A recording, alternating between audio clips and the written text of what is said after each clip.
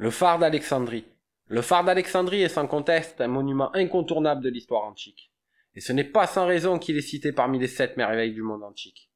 Sa renommée dépasse largement les frontières de l'Égypte et a traversé les âges pour nous parvenir, témoignage exceptionnel de l'ingéniosité et de l'ambition des anciennes civilisations. Construit sur l'île de Pharos à l'entrée du port d'Alexandrie, le phare servait de point de repère incontournable pour les navires qui naviguaient sur la mer Méditerranée, leur permettant d'identifier avec précision l'emplacement du port. L'île de Pharos, aujourd'hui rattachée à la ville par une chaussée, était à l'époque une île séparée, et le phare, en plus de sa fonction de signal maritime, servait également de balise pour les navires cherchant à atteindre Alexandrie, l'un des plus grands centres culturels et commerciaux du monde antique. L'initiative de la construction du phare revient au roi Ptolémée Ier, qui fut l'un des généraux les plus proches et les plus influents d'Alexandre le Grand. Après la mort prématurée de ce dernier, Ptolémée s'empare du contrôle de l'Égypte et se proclame roi. Toutefois, c'est Ptolémée II, le fils et successeur de Ptolémée Ier, qui voit la finalisation de ce projet colossal.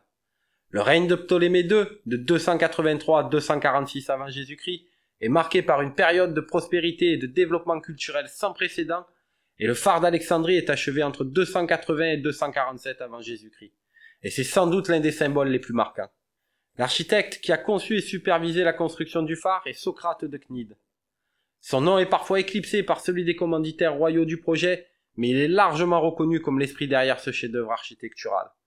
Socrate était un architecte et ingénieur grec réputé pour ses réalisations en matière de construction de phares. Selon les historiens, il aurait laissé une inscription sur le phare qui se traduit par Socrate, fils de Ctésiphane de Cnide, dédié à tous les dieux la sauvegarde des marins. Mais cette inscription aurait été recouverte par une autre dédiée au roi Ptolémée et à la déesse Isis, probablement pour satisfaire le commanditaire royal. Selon les descriptions des écrivains antiques, le phare aurait mesuré entre 115 et 135 mètres de haut, ce qui en faisait l'un des plus hauts bâtiments de l'Antiquité. Le phare était une construction impressionnante tant par sa taille que par sa conception architecturale. La structure du phare se distinguait par sa forme en 3 sections superposées, démontrant un niveau d'ingénierie avancé pour l'époque. La base était une massive structure carrée qui servait de fondation stable pour le reste du bâtiment. Cette première section était suivie d'une seconde section octogonale de taille moyenne, probablement munie de fenêtres ou de fentes pour laisser passer la lumière. Enfin, couronnant le tout, une section circulaire plus petite se dressait telle une proue d'un navire guidant les marins vers le port. Le sommet du phare était orné d'une statue imposante. L'identité de la figure représentée fait toujours l'objet de débats parmi les historiens. Certains suggèrent que c'était une statue de Ptolémée II, en hommage au roi sous le règne duquel le phare a été achevé. D'autres en revanche pensent que c'était une représentation de Poséidon, le dieu grec de la mer, en reconnaissance de la puissance et de la majesté de l'océan sur lequel Alexandrie prospérait. En tout cas, quelle que soit la figure représentée, sa présence au sommet de cette tour gigantesque, visible à des kilomètres à la ronde, symbolisait avec grandeur la puissance de la ville d'Alexandrie et de ses dirigeants. Le phare a fonctionné pendant plus de 1000 ans, guidant d'innombrables navires vers le port d'Alexandrie. Sa lumière qui brillait à travers un système de miroirs réfléchissants a été un point de repère pour d'innombrables navires entrant dans le port d'Alexandrie. Cependant, malgré sa robustesse, le phare n'a pas été épargné par les aléas naturels. Au cours des siècles, il a subi des dommages progressifs causés par plusieurs tremblements de terre.